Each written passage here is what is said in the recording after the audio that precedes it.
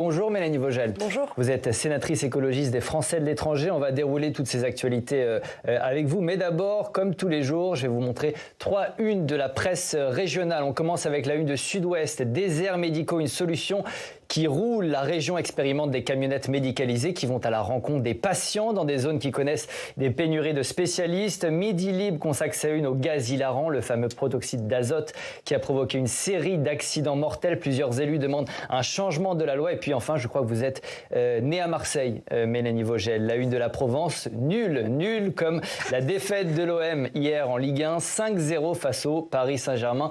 Quelle une vous inspire, de laquelle avez-vous envie de nous parler aujourd'hui ? Alors, je suis désolée, je ne vais pas prendre la Provence parce que pour être très franche, le football, c'est pas trop mon truc. Je vais prendre les déserts médicaux. Oui, alors expliquez-nous pourquoi. Parce que c'est un enjeu majeur du service public en France, parce que la situation dans laquelle nous sommes et la raison pour laquelle on se retrouve à avoir des camionnettes qui doivent circuler en France pour combler ces vides, ce sont les décisions qui ont été prises par les gouvernements successifs ces dernières années. On a traversé de longs mois de débats budgétaires très importants et je crois qu'il faut avoir conscience que derrière ces déserts médicaux, il n'y a pas de fatalité, il y a des choix politiques. Est-ce qu'on investit dans les services publics? Est-ce qu'on investit dans l'hôpital public ou pas? Et je pense que le réarmement des services publics, en particulier la santé et l'éducation, la santé fait partie des priorités des Français, ça doit être un des grands débats qui va animer la présidentielle. L'actualité, c'est aussi, Mélanie Vogel, cette affaire Epstein, le scandale qui se répand en France, Quentin l'évoquait tout à l'heure, c'est l'affaire du week-end. Jack Lang a annoncé sa démission de la direction de l'Institut du monde arabe. Vous êtes soulagé ce matin, vous dites qu'il était temps qu'il s'en aille? Ouais, je veux dire, enfin, je ne vais pas l'applaudir pour avoir fait ce qui s'imposait. Par ailleurs, je pense que Jack Lang est vraiment un épiphénomène dans cette histoire. L'affaire Epstein, le sujet de l'affaire Epstein, et je crois qu'il ne faut pas s'en détourner, c'est les hommes puissants et riches qui font réseau, se retrouvent dans une situation de jouissance, d'impunité. Il n'y a pas que des hommes qui sont impliqués dans cette affaire, il y a aussi des femmes. Il y a aussi des femmes victimes. Oui, enfin... Je pense notamment en Norvège, etc. Il n'y a pas que des hommes qui sont impliqués. Mais majoritairement, le sujet de société que révèle l'affaire, c'est un réseau d'hommes riches et puissants qui utilisent leur richesse et l'impunité dont ils jouissent pour commettre ensemble des crimes, en particulier des crimes sexuels. C'est ça le sujet de l'affaire Epstein et c'est ça qui doit nous animer. Vous demandez une commission d'enquête sur cette affaire comme le demande la France Insoumise? Je pense que c'est tout à fait un sujet qui peut faire l'objet d'une commission d'enquête parlementaire. Oui. Que vous porterez peut-être ici au Sénat? Peut-être, il faut porter, encore en discuter. Mettre à l'agenda? Potentiellement. Jack Lang, c'est aussi l'homme qui a incarné une culture politique, la culture politique de la gauche. Est-ce que cette affaire vient remettre en cause aussi peut-être un héritage politique? Non, comme je vous le disais tout à l'heure, je pense que l'affaire, c'est pas Jack Lang, c'est pas la gauche. L'affaire, c'est les réseaux d'hommes riches et puissants qui se connaissent à travers le monde, qui ont des intérêts communs. Et c'est ça, l'affaire. C'est pas... On entend tout un tas de théories complotistes autour de cette affaire qui doivent pas nous détourner du sujet principal. Le sujet principal, c'est les hommes riches qui se mettent ensemble pour jouir d'une forme d'impunité et qui, à cette occasion, commettent différents crimes, dont des crimes sexuels. L'association Innocence en danger demande la réouverture de l'enquête en France. Elle avait été clôturée, vous savez, à la suite de la mort de Jean-Luc Brunel en prison en 2022. Est-ce que vous demandez aussi, vous, la réouverture de cette enquête ? Je ne suis pas au fait du sujet, veuillez m'en excuser, mais s'il y a des nouveaux éléments dans une enquête criminelle, évidemment qu'il faut qu'elle soit réouverte. On va parler d'une autre actualité, la programmation pluriannuelle pour l'énergie, la PPE, c'est la feuille de route de la France en matière de transition énergétique. Elle est attendue depuis 3 ans. Elle sera signée en fin de semaine, annonce Sébastien Lecornu. Ça se fera par décret, donc sans consultation du Parlement. Juste déjà sur la méthode, ça pose un problème ? Moi, je regrette qu'on en soit arrivé là. On a près de 3 ans de retard en France sur un sujet qui est un sujet absolument majeur. La PPE, la programmation pluriannuelle de l'énergie, c'est la détermination de l'avenir énergétique de la France sur les 10 prochaines années. Et derrière ça, il y a l'enjeu évidemment de souveraineté énergétique, qui est aujourd'hui, nous le savons, un enjeu de paix. Il y a un enjeu de souveraineté industrielle et derrière ça, des emplois. Aujourd'hui, le secteur des renouvelables emploie directement ou indirectement 150 000 personnes en France. Il y a un enjeu de climat, évidemment, et un enjeu de prix et donc de pouvoir d'achat. Oui. Donc c'est des enjeux absolument majeurs et on n'a pas été capable, pendant 3 ans, d'adopter cette PPE. Donc je regrette qu'on en soit arrivé là. Oui, maintenant elle arrive. Et sur le fond, alors je vous donne ce qu'elle prévoit. Le gouvernement va réduire la progression du solaire et de l'éolien terrestre. Et Sébastien Lecornu qui confirme la relance du nucléaire décidée par Emmanuel Macron. Est-ce que c'est une politique anti-écolo? Est-ce que c'est ce que vous dites aujourd'hui? Alors, on a un gouvernement qui, c'est évident, à travers, nous l'avons vu, la loi Grémier, etc., porte dans son cœur, en tout cas s'allie avec celles et ceux à droite et à l'extrême droite qui, par climato-scepticisme, par anti-renouvelable assez primaire et par idolâtrie du nucléaire, veulent nous amener dans une direction, à mon sens, parfaitement inverse à ce que nous devrions faire. Donc, la relance, pour moi, relancer le nucléaire, donc dépenser des milliards dans une technologie dont on ne sait pas à quel horizon elle va nous produire 1 kilowatt, puisque vous savez que l'EPR de Flamanville a quand même eu 12 ans de retard. Alors qu'on a des énergies, des technologies, les renouvelables qui sont matures, qui sont sûres, qui sont peu chères, qui assurent notre souveraineté énergétique et qui assurent la décarbonation. C'est irrationnel. Donc la relance du nucléaire, pour moi, est une aberration économique absolue. Maintenant, sur les renouvelables, nous avons, pour moi, un enjeu majeur, c'est de refuser le moratoire de fait qui était demandé par la droite et l'extrême droite. Nous avons des dizaines de milliers d'emplois en France qui dépendent des renouvelables.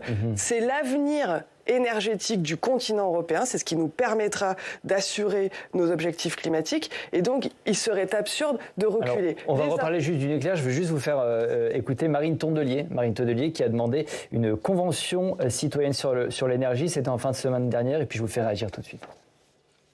Mais si je suis candidate de la gauche et des écologistes à la présidentielle, ce que je proposerai, c'est de rendre la parole aux Français. Un truc très simple, une convention citoyenne sur l'énergie.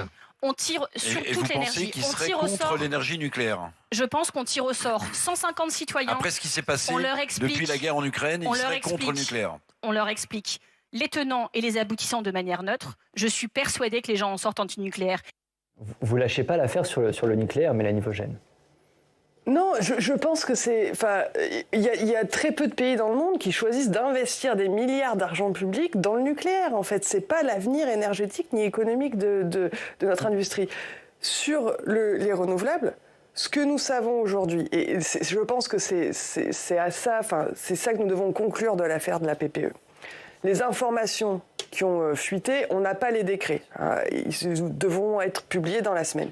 Les informations qui ont circulé, c'est que nous éviterions le moratoire de fait en ayant un scénario qui n'est pas réjouissant, mais qui n'est pas totalement catastrophique pour les renouvelables. Si c'est le cas, alors ces décrets doivent être publiés, puisque l'industrie, le secteur en a absolument besoin. On n'a pas vu moi je les ai pas vus les décrets, donc j'attends de voir quels sont les chiffres. Doivent être publiés, mais on fera pas l'économie dans la campagne présidentielle d'un vrai débat sur l'avenir énergétique de notre pays. Est-ce qu'on relance le nucléaire à coups de milliards dans une technologie qui est très chère, qui n'est pas sûre et qui ne garantit pas notre souveraineté énergétique, ou est-ce qu'on fait, comme la plupart des pays européens, on investit dans le renouvelable majoritairement pour faire la transition majoritairement, vous dites. Mais on investit dans le renouvelable. On est obligé de dépenser de l'argent dans le nucléaire parce qu'on a un parc nucléaire, donc il faut le maintenir. Par contre, je crois qu'on ne doit pas réentrer dans le nucléaire, on doit investir dans les renouvelables et petit à petit réduire la part du nucléaire jusqu'à être sur du renouvelable uniquement. 100% du renouvelable à terme. C'est l'objectif à terme. Mélanie Vogel, l'actualité politique, elle se fait aussi au Sénat avec le sénateur Laurent Duplon qui revient à la charge. On en parle avec vous, Quentin. L'explosive proposition de loi Duplon fait donc son retour. Le sénateur LR a déposé un nouveau texte pour réintroduire 2 molécules dans certaines filières agricoles. Exactement, le sénateur qui repart en bataille. L'idée avec ce texte déposé début de semaine dernière est de réintroduire 2 molécules classées parmi les néonicotinoïdes. Le Conseil constitutionnel avait retoqué cette partie de la loi Duplon, on s'en rappelle, c'était à l'été dernier. Le sénateur qui a donc modifié son texte, il propose de réintroduire ces pesticides uniquement pour 3 ans, pour 3 filières, betteraves, noisettes, pommes. Une manière de s'assurer que son texte ne soit pas censuré cette fois-ci. Écoutez, Laurent Duplon, à notre micro mercredi, il rappelle que ces molécules sont autorisées dans le reste de l'Union européenne. Écoutez. On est dans une hypocrisie bien française qui consiste à ne pas vouloir regarder la réalité en face de filières qui vont disparaître et de continuer à manger des produits qui ne seront plus produits en France, mais qui seront produits à l'autre bout de la planète ou de l'autre côté de la frontière en Europe. Les sénateurs LR qui déposent cette proposition de loi au moment où le gouvernement a annoncé une nouvelle loi d'urgence agricole, sans doute en espérant que l'exécutif reprenne les articles de la loi Duplon. Mais Sébastien Lecornu, dans la presse régionale, a écarté l'idée de reprendre cette proposition de loi Duplon, car, je cite, « si elle peut résoudre certains problèmes, elle en pose d'autres ». Steve. Et Quentin, il y a une polémique dans la polémique. Voilà, vendredi, l'eurodéputé Rima Hassan a qualifié Laurent Duplon d'ordure sur le réseau social X. Les LR ont annoncé lancer une procédure judiciaire contre ce tweet, en espérant notamment faire lever son immunité parlementaire. Mais on le comprend, Laurent Duplon est devenu un symbole et ses collègues LR sont en rang serré pour soutenir son combat. Écoutez vendredi le sénateur LR Olivier Paccaud. Je connais personnellement Laurent Duplon. C'est un parlementaire très courageux, efficace, qui travaille sur ces problématiques depuis très longtemps. Il avait fait un rapport dès 2019 sur la compétitivité de la ferme France. Il a été, à partir de l'été dernier, menacé de mort et c'est reparti. On voudrait le faire brûler en place publique comme les sorcières au XVIe siècle. C'est une honte absolue. Le dépôt du texte qui intervient alors qu'un débat doit être organisé à l'Assemblée nationale mercredi, donc après-demain, à la suite de la pétition, vous vous souvenez, qui avait réuni 2,1 millions de signatures pour demander l'abrogation de la loi. D'ailleurs, on a vu des mobilisations ce week-end à l'appel de plus de 80 organisations contre le retour de la loi Duplon. Alors Mélanie Vogel, ce retour de la loi Duplon, qu'est-ce que ça vous évoque? Est-ce que vous reconnaissez à la droite une forme de constance et d'obstination? Ah oui, ça c'est sûr qu'il y a de la constance. Mais la loi Duplon 2, après la censure du Conseil constitutionnel, après la pétition, pour moi, c'est un crachat à la figure des 2,1 millions de personnes qui ont signé cette pétition.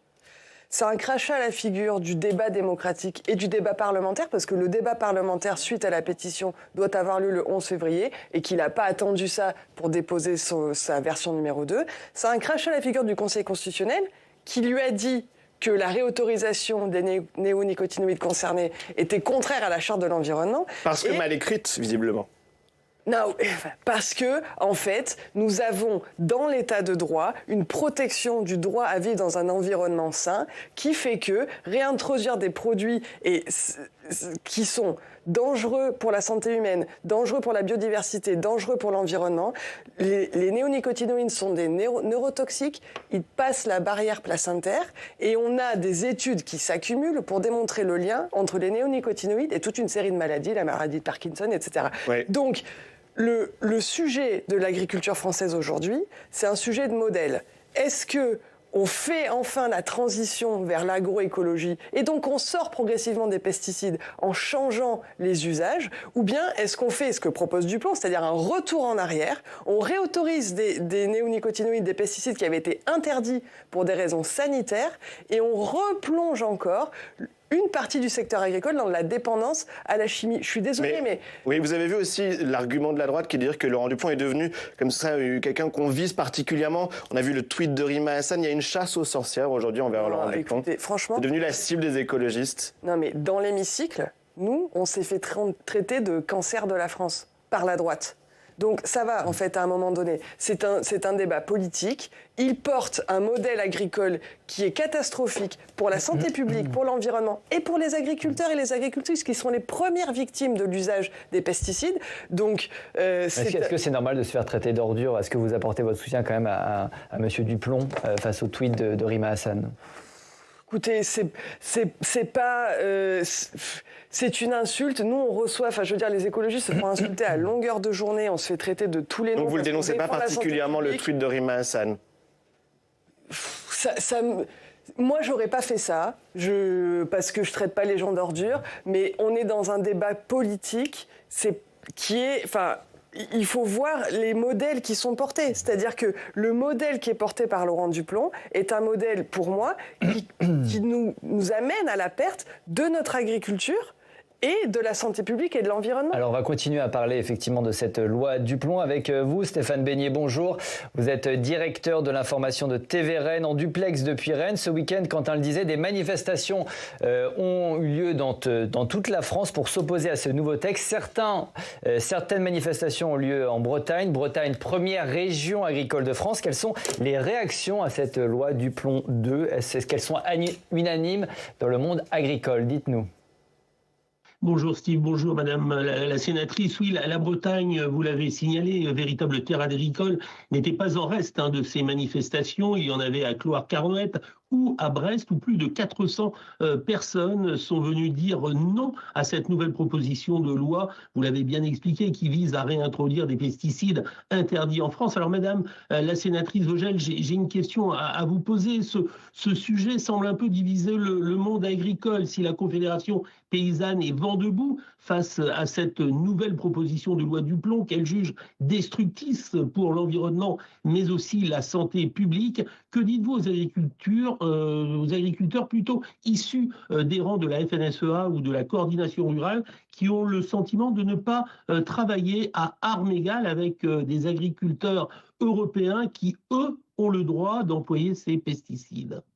Alors d'abord, merci de rappeler qu'effectivement, le monde agricole n'est pas un bloc monolithique où tout le monde défendrait le même modèle. Effectivement, il y a chez les agriculteurs différents intérêts et différents modèles défendus. Ce que je vous répondrai, c'est que tout d'abord, moi, je pense qu'il est fort possible qu'à terme, l'Union européenne aille dans le sens de la France aujourd'hui et finisse, parce qu'il y a une évaluation aujourd'hui de la dangerosité de ces néonicotinoïdes, et finissent également par suivre la France. Et donc, à mon avis, on ferait mieux d'inciter l'Union européenne tout entière à protéger davantage la santé publique en allant dans le sens de la France et en interdisant également les néonicotinoïdes, plutôt qu'en faisant reculer la France pour réautoriser des produits qui sont dangereux. Et la deuxième chose, c'est que, vous l'avez dit, il y a une concurrence déloyale envers les agriculteurs français. La solution pour moi, c'est justement de résoudre cette concurrence déloyale en ne permettant pas qu'on puisse importer en France des produits qui ont été produits en utilisant des produits interdits en France. C'est pas de les interdire en France, c'est d'empêcher qu'on importe des produits qui les utilisent. Donc sinon, on nivelle clause miroir, mais au sein de l'Union européenne. Sinon, on nivelle par le bas. Et en fait, on ne va pas s'en sortir. Et les premières victimes de ça, ce sera les agriculteurs. Merci beaucoup Stéphane, merci pour votre intervention. Salutations à toute la Bretagne. À très bientôt, cher Stéphane. Mélanie Vogel, mercredi à l'Assemblée nationale, il y aura un débat autour de cette pétition non à la loi Duplon. Vous attendez quoi, vous, personnellement, de ce débat ? Que ça pose le sujet du modèle, en fait. C'est pas qu'une histoire de cette molécule en particulier. Même si, encore une fois, les études scientifiques s'accumulent pour démontrer leur dangerosité. La question agricole en France, la crise agricole en France, c'est une crise de modèle. Le modèle agricole en France, il est fondé sur 3 acteurs. D'un côté, l'industrie phytosanitaire, en amont, en aval, la grande distribution, et au milieu, les agriculteurs et les agricultrices qui, en fait, se font pressuriser des deux côtés et qui n'ont pas leur juste part des richesses produites. Vous n'attendez rien de ce débat. Si je résume, ce débat, il ne sert à rien mercredi. Il n'y aura pas de vote en plus. C'est pas... Mais, oui, d'accord. Il y aura des manifestations devant l'Assemblée nationale. Vous allez participer. Il y aura des manifestations. Vous y serez ? Oui, et je pense... Aux manifestations ? il y aura des manifestations, les écologistes y seront. Et pour moi, ce que j'en attends, c'est qu'on pose la question du modèle agricole. La crise agricole, c'est une crise qui est liée à l'absence de revenus justes et décents pour les agriculteurs. Et c'est pas en leur permettant d'utiliser des produits dangereux qu'on va régler le fait qu'ils n'ont pas de quoi se payer dignement à la fin du mois. Quentin. Oui, une question, comment va se passer le Salon de l'agriculture cette année? Il doit s'ouvrir le 21 février prochain, se terminer le 1er mars. On peut s'attendre à des mobilisations des syndicats agricoles. Qu'est-ce que vous leur dites? Vous n'allez pas leur dire il faut qu'on revoie le modèle agricole. Eux, ils demandent des choses à court terme, des choses pour bien pouvoir travailler à court terme. Mais ce qu'ils demandent, c'est ce que je disais, la crise agricole qui a émergé en 2024, la demande des agriculteurs, c'était pas s'il vous plaît, on veut des pesticides. La demande des agriculteurs, c'était on veut vivre dignement avec des revenus justes.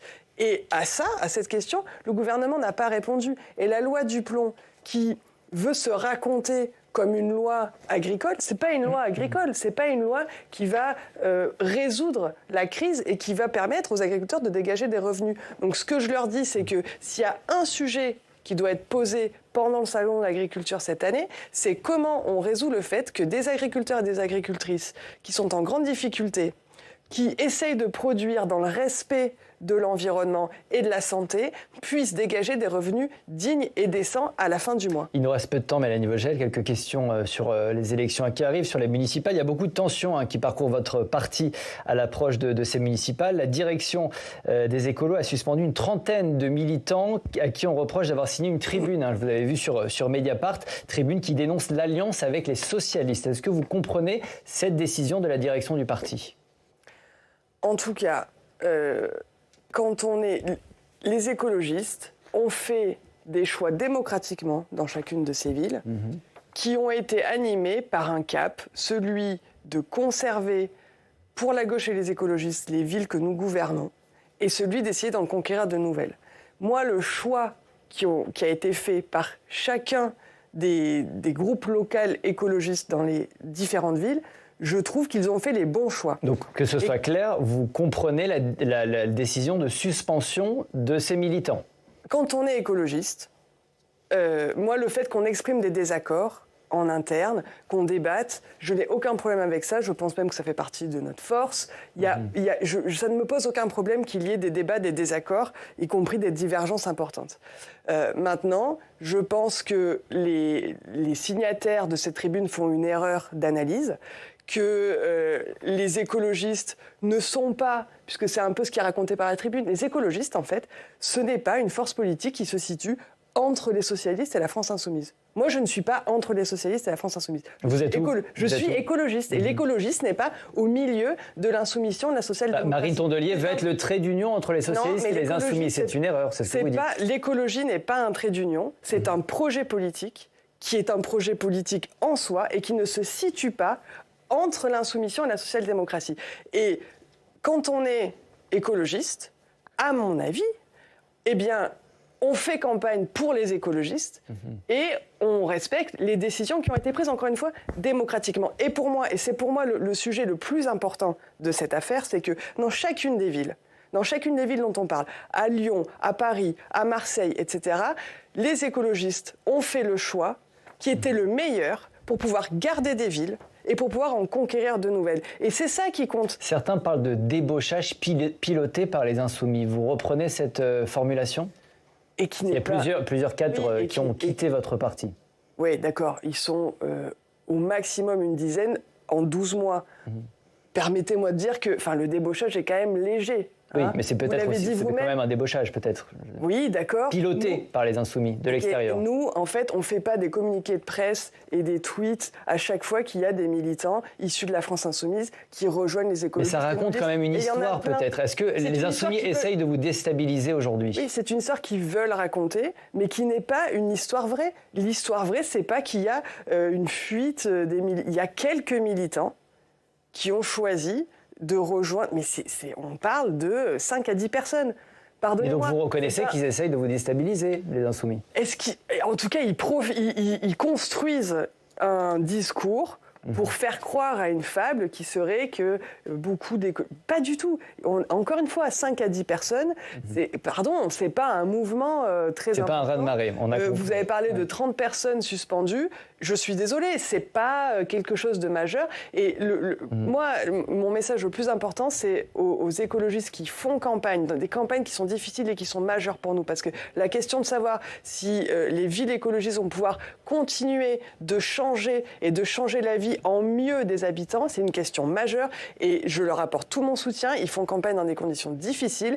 Et le rôle des écologistes, c'est de faire ces campagnes et de les faire gagner. Petite dernière question, Mélanie Vogel. Pour les prochaines élections municipales, les candidats précisément investis par LFI seront regroupés dans le bloc extrême gauche et non plus dans le bloc gauche. Est-ce que vous trouvez ça normal? C'est une circulaire du gouvernement.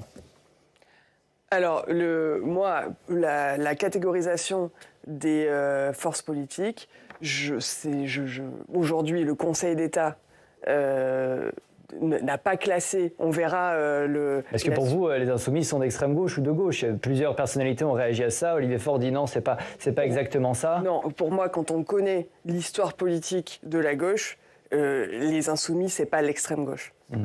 C'est la même gauche que vous, c'est la gauche écologiste, socialiste. Non, c'est pas ça, mais c'est pas l'extrême gauche, c'est pas ça. Enfin, regardez les programmes de l'extrême gauche.